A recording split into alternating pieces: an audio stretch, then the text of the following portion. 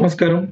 Tata steel masters में इतने बेहतरीन गेम हो रहे हैं कि आपको मज़ा आने वाला है ये पूरा गेम देखने के लिए। और ख़ासकर अगर मैं बात करूँ तो अम्ब्रेला पॉन क्या होता है, डिफेंस में कैसे यूज़ आता है और फैबियानो कैरुआना ने कैसे उसको यूज़ किया against Alexander Donchenko. Alexander Donchenko की अगर मैं बात करूँ तो उनको इस टूर्नामेंट में चांस इसलिए मिला था क्योंकि डैनियल डुबो जो है वो आ नहीं पाए थे इस टूर्नामेंट में क्योंकि उनके किसी बहुत ही करीबी को कोविड हो गया था, राइट? तो डायरेक्टली हम लोग गेम की तरफ जाते हैं, टाटा स्टील के बारे में और भी थोड़ी देखेंगे कि क्या हो रहा है, रिजल्ट्स क्या हैं, कौन-कौन खेल रहे हैं और फिलहाल क्या फाइनल स्टैंडिंग है, राइट? तो उन सबको देखते हुए हम लोग बात करेंगे गेम की और गेम को डिटेल में देखेंगे जो कि स्लाव डिफेंस पे हुआ था, बहुत ही बेहतरीन गेम हुआ था। डायरेक्टली हम जाते हैं गेम की तरफ। अब हम स्टार्ट करते हैं गेम को और देखेंगे कि स्लाव डिफेंस में क्या हुआ था। D4 खेला यहाँ पे, D5, C4, C6, knight to F3, knight F6 and then E3।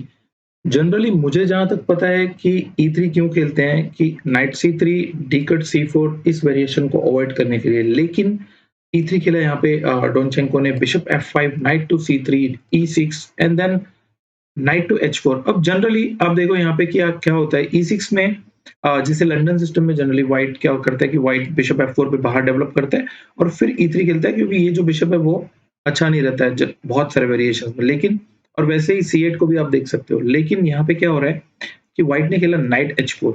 अब प्रॉब्लम ये है कि H6 खेला हुआ नहीं है कि बिशप H7 आप खेल पाओ, राइट? सो व्हाइट ने खेला ब्लैक ने खेला बिशप E4 एंड F3। अब ये सब थियरी है तो इसको बहुत ज़्यादा मैं डिटेल में नहीं जाऊँगा बिकॉज़ बिशप E4 खेला इसलिए जाता है कि F3 खेलना पड़े और ये जो स्ट्रक्चर है वो थोड़ा-सा ऑड लगे। बिशप G6 खेला, बिशप टू D2, आप नाइट इनटू G6 कभी भी मार सकते हो क्योंकि बिशप H5 को G4 आ रहा है हमेशा। बिशप E7 खेला यहाँ पे, night into G6, H into G6 centre की तरफ आती हुई पॉन से मारना चाहिए हमेशा। Queen C2। अब यहाँ पे आप देखो कि यहाँ तक आते-आते पोज़ीशन में बहुत ज़्यादा कुछ एक्साइटमेंट नहीं है, नॉर्मल पोज़ीशन है स्लाव का और व्हाइट जो है वो कैसलिंग के लिए जा रहा है लॉन्ग, राइट? सो ब्लैक ने खेला नाइट BD7 कैसल।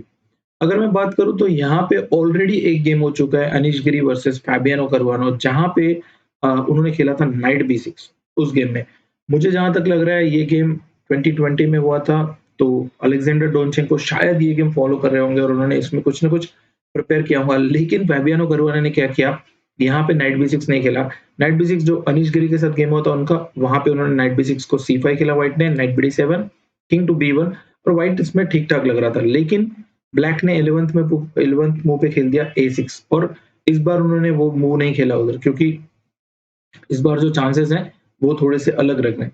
व्हाइट को लगा कि लॉन्ग कैसल तो मैंने कर दी है, शॉर्ट कैसल अगर ब्लैक करता है तो मुझे उस साइड स्पेस जनरेट करनी चाहिए, तो वो चले गए G4 के साथ। हालाँकि ये एक उतना सही तरीका नहीं है अगर आप किसी बहुत ही सॉलिड प्लेयर के साथ खेल सकते हो और शायद आपको याद हो कि वर्ल्ड चैंपियनशिप में जब 12 गेम हुए थे मैग्नस कार्लसन के साथ उन्होंने, तो क्लासिकल में तो मैग्नस कार्लसन भी उनको कुछ नहीं कर पाए थे, राइट? डी कट C4 मारा, ये एक बहुत ही सही डिसीजन है एक्चुअली देखें तो बिकॉज़ हुआ क्या है कि किंग साइड में अगर ऐसा कोई फ्लैंक अटैक आता है, वन साइड क्रिएटेड अटैक आता है, तो आपके पास 2-3 तरीके होते हैं। या तो आप सेंटर ओपन कर दो या तो आप उसके अपोजिट साइड में कुछ ना कुछ काउंटर क्रिएट करो। तो उन्होंने बराबर डी कट C4 मार दिया यहाँ पे और ये एक बिल्कुल सही प्लान है। बी इंटू C4 मारा, bishop into C4, B5 and then यहाँ पे एक्चुअली उन्होंने खेला बिशप E2। मुझे लग रहा था यहाँ पे एक बहुत ही इंटरेस्टिंग वेरिएशन आ रहा है जो मैंने थोड़ा-सा चेक भी किया था कि ये ऐसा पॉसिबल है कि नहीं है। एक्चुअली यहाँ पे बिशप इंटू E6 आ रहा था और जहाँ तक मुझे समझ है मुझे लगता है अगर आप बहुत ज़्यादा हायर प्लेयर के साथ खेल रहे हो तो आप शार्प पोज़ीशंस खेलो ताकि आपके चांसेस हमेशा बने रहें क्योंकि नॉर्मल गेम में डेफिनिटली उनका स्ट्रेंथ अच्छा ही होता है, राइट? तो बिशप इंटू E6 एक बहुत ही इंटरेस्टिंग सैक्रिफाइस था जिसमें F into E6, G5, night को आपको हटाना पड़ेगा, नाइट D5 आ सकता है। H5 शायद मुझे इतना अच्छा नहीं लग रहा है बिकॉज़ उसमें कि नाइट जो है वो आउटसाइड हो जाता है, सेंट्रलाइज़ करने चाहिए अपने पीसेस को। क्वीन G6 मारा, king F8 and then H4। अब ये आपको लगेगा कि बहुत ज़्यादा वीकनेसेस हैं ब्लैक के कैंप में, 2 पॉन मिल चुके हैं पीस के बदले और स्ट्रक्चर बहुत ही अच्छा है व्हाइट का। और अगर मिकाइल ताल होते तो शायद मार भी देते क्योंकि उनका स्टाइल ही वैसा था, राइट? लेकिन अलेक्जेंडर डोनचेंको ने क्या किया कि यहाँ पे उन्होंने बिशप E2 खेला था। हालाँकि अगर देखें यहाँ पे H4 के बाद तो नाइट C7 आ रहा है। क्वीन E8 आप डेफिनिटली नहीं खेल सकते थे, क्वीन E6 में व्हाइट बहुत ही अच्छा लग रहा है। लेकिन 14th मूव पे उन्होंने बिशप E2 खेला, C5, D5। अब ये जो पॉन सैक्रिफाइस था, इसके इसके अलावा उनके पास D cut C5, knight into C5, king B1, rook C8 जैसे आइडियाज़ थे, जिसमें डेफिनिटली उनको क्वीन हटाना पड़ेगा कहीं पे। फिलहाल तो नहीं हट रहा है क्वीन को, कोई जगह नहीं है, लेकिन हाँ, B4 के बाद भी आप नाइट A4 जैसे मूव्स आ ही सकते हो। तो ये उतना बुरा नहीं लग रहा था मुझे, लेकिन उन्होंने क्या किया, उन्होंने यहाँ पे दे दिया D5। और इस एक पॉन सैक्रिफाइस देने का पॉइंट ये था कि C फाइल को उनको हमेशा क्लोज रखना है, और वो कोशिश कर रहे हैं कि मैं किंग साइड में कुछ चांसेस बना लूं, क्योंकि अगर ये पॉन यहाँ चली जाती है तो F4 F5 पॉसिबल है। लेकिन जैसे यहाँ पे D5 खेला, नाइट इनटू D5 मार दिया फैबियानो ने, knight into D5, ED5 and then F4।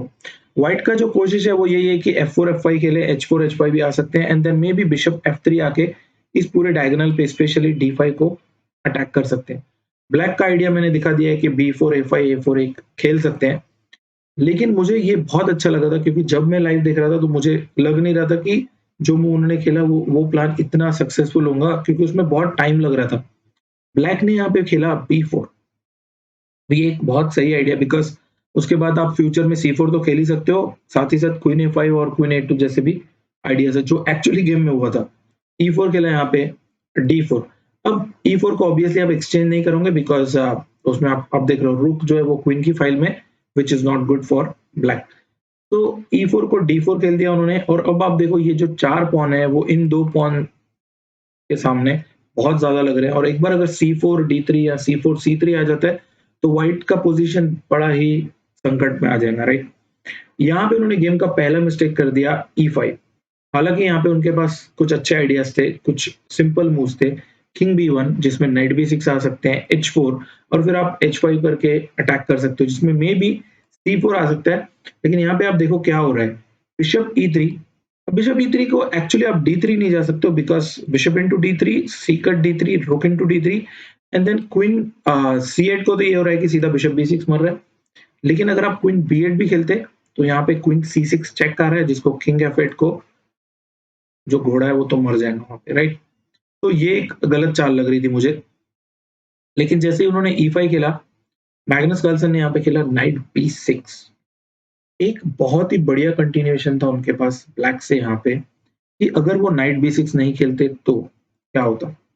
C4 आप खेल सकते हो। ये एक्चुअली एक कंप्यूटर के जैसा प्लान है, मैं बताता हूँ, क्योंकि उसमें जो लास्ट मूव थी वो उसको देखना और उसको इवैल्यूएट करना इतना आसान नहीं था। बिशप इंटू C4 ईज़ी लग रहा है, नाइट B6, बिशप B3 आप नहीं जा सकते हो क्योंकि रुक C8 आ रहा है, तो किंग B1 जाना पड़ेगा, जिसमें रुक C8, B3 फोर्स्ड है, knight into C4, bishop into C B into C4, ये सब मुझे मतलब लग रहा था कि कोई भी सोच सकता है, कोई भी डिसेंट प्लेयर ये सब देख सकता है। लेकिन रुक H3 आने के बाद ये पोज़ीशन ब्लैक को बहुत ज़्यादा प्लस है, ये इवैल्यूएट करना इतना आसान नहीं था, राइट? हालाँकि ये पोज़ीशन अब बहुत अच्छी लग रही है, राइट? तो गेम में बहरहाल उन्होंने नाइट B6 खेला था। नाइट B6 को हुआ ये कि उन्होंने यहाँ पे खेल दिया E6। ये एक अ, मुझे लगता है कि प्रैक्टिकल मूव लग रही थी उस वक़्त जब उन्होंने खेला था, क्योंकि बहुत बार ऐसे सैक्रिफाइसेस आ जाते हैं, बिकॉज़ आप मार तो नहीं सकते उसको F इंटू E6, क्योंकि queen into G6, king F8 and F5 आ रहा है, जिसमें मेबी अगर आप देखो तो फाइल ओपन हो रही है ये, और क्वीन E8 जैसे मूव्स में क्वीन E6 आ रहा है, तो ये व्हाइट डेफिनिटली बहुत बेटर रहता। लेकिन E6 के अलावा उनके पास क्वीन E4 एक बहुत अच्छा आइडिया था, जिसमें queen D5, queen into D5, night into D5 and H4 खेल के व्हाइट कंटिन्यू कर सकता था। बहरहाल उन्होंने E6 खेला, जिसको क्वीन D5 आ गया, और ये मुझे बहुत सही लगा रहा था, क्योंकि जो मैंने बोला था स्टार्टिंग में कि अम्ब्रेला पॉन क्या होती है, यहाँ पे फैबियानो करुआना ने दिखा दिया कि वो सिर्फ अटैक करने में नहीं, डिफेंस करने में भी बहुत ज़्यादा अच्छे हैं। बिकॉज़ जैसे ई इंटू F7 मारा, यहाँ पे most natural king into pawn नहीं मारना चाहिए, बिकॉज़ इस पॉन को हम यूज़ कर सकते हैं for the safety of black king on F8, right? इसी को ही अम्ब्रेला पॉन बोलते हैं, ये जो F7 पॉन है, बिकॉज़ आप देखो ओपोनेंट के किंग के सामने वो पॉन पड़ी है, मर रही है, बट उसको मार नहीं रहे, क्योंकि वो सेफ्टी दे रही है ब्लैक किंग को, राइट? तो H4 खेला यहाँ पे, क्वीन इंटू A2। अब मुझे लग रहा था इनिशियली कि इंस्टेड ऑफ H4 आप किंग B1 जैसे मूव्स आ सकते हो। मे बी इसमें C4 आ रहा है, और ये एक चिंता का विषय था उनके लिए। इसीलिए उन्होंने H4 खेला, queen into A2, queen into G6 and then actually उनको पहले ही खेलना चाहिए था queen B3 B1, queen into G6 की जगह। लेकिन जैसे ही क्वीन इंटू जी6 मारा, ब्लैक ने यहाँ पे एक बहुत ही अच्छा, थोड़ा-सा टाइम कंज्यूमिंग था वो प्लान, लेकिन ब्लैक ने बहुत अच्छा प्लान ढूँढा बी3। अब किसी को भी लगेगा कि ये क्वीन क्यों यहाँ पे फिक्स कर रहे हैं, लेकिन उनका आइडिया है पॉन पुश, और उसके बाद क्या होने वाला है आगे देखते हैं। बिशप ई1 खेला यहाँ पे। जब भी उनका आइडिया है कि क्वीन ए1 को क्वीन बी1 आ रहा है और किंग डी2 जैसे मूव्स आ रहे हैं फिलहाल। लेकिन सी4 खेला ब्लैक ने, और सी4 और ये दोनों आने के बाद रूक इंटू डी4 मार दिया। मतलब यहाँ पे ऑब्वियसली डी4 देने का मतलब था कि उनके पास कोई क्लियर गोल था, अदरवाइज वो पॉन नहीं देते वहां पे। और फैबियानो कैरुना ने दिखा दिया कि रुक इंटू डी4 आने के बाद क्या होने वाला है। नाइट ए4 खेला, क्वीन बी1 फोर्स था क्योंकि बी2 पे मेट लगी हुई थी। आप बिशप सी3 नहीं खेल सकते हो क्योंकि नाइट इंटू सी3, बी कट सी3 एंड देन बी2 आ रहा है, शायद वो विनिंग था। क्वीन बी1 खेला उन्होंने, और अभी आप देखो क्या हो रहा है यहाँ पे। मतलब यही उनका आइडिया था कि इन दोनों पॉन्स को पुश करते हुए यहाँ पे सिंपली खेल सकते हैं बिशप ए3, और बिशप ए3 जो है उसके बाद आप इसको मार नहीं सकते हो। क्यों नहीं मार सकते हो? क्योंकि यहाँ पे सिंपली बी2 चेक आ रहा है, किंग सी2 मे बी, क्वीन टू बी3, किंग डी2, क्वीन टू सी3, किंग डी1 एंड रुक जो है डी4 का वो शहीद हो जाएगा। तो डी4 मर रहा है, इसीलिए ये नहीं चल रहा था। तो क्वीन इंटू ए2 मारना पड़ा। अब प्रॉब्लम ये हो गई क्वीन इंटू ए2 के बाद, ये जो पॉन जो है वो मध्यम गति से यहाँ पहुंचते हुए अब वो पॉन क्वीन बनने पे आ गई है और उसको कोई रोक नहीं सकता डायरेक्टली। तो उन्होंने सोचा बी इंटू ए2 के बाद किंग सी2 खेलते हैं, और वो इनडायरेक्टली उसको रोक रहे हैं। कैसे? कि अगर आपने क्वीन ए1 चेक मतलब क्वीन बनाया तो बिशप बी4 चेक आ रहा है, बिशप इंटू बी4 रुक A1, may be night B6 भी शायद ये विनिंग रहता ब्लैक को, बट इससे बेहतर था तो आप क्यों जाओगे उधर, राइट? तो उन्होंने खेला किंग सी2, रुक बी8। ये बहुत सही चाल थी बिकॉज अभी आप इसको मार नहीं सकते हो बी कट ए3, बिकॉज उसमें सिंपली रुक बी2 चेक आ रहा है और ए1 जो है क्वीन और माती हो रही है। मतलब गेम कंटिन्यू भी नहीं कर सकते, अब सीधा मेट हो रही है। तो इसीलिए रुक बी8 को यहाँ पे जो है उन्होंने खेला। एक्चुअली उन्होंने रुक डी8 चेक दे दिया, वो इतना सही नहीं लग रहा था। मतलब यहाँ पे बिशप बी4 खेल सकते थे, बट उसके बाद भी रुक बी4 और ये सब विनिंग ही लग रहा है मुझे, इसमें कुछ इशू नहीं था। मे बी आप इसको रुक डी8 जा सकते हो इसमें।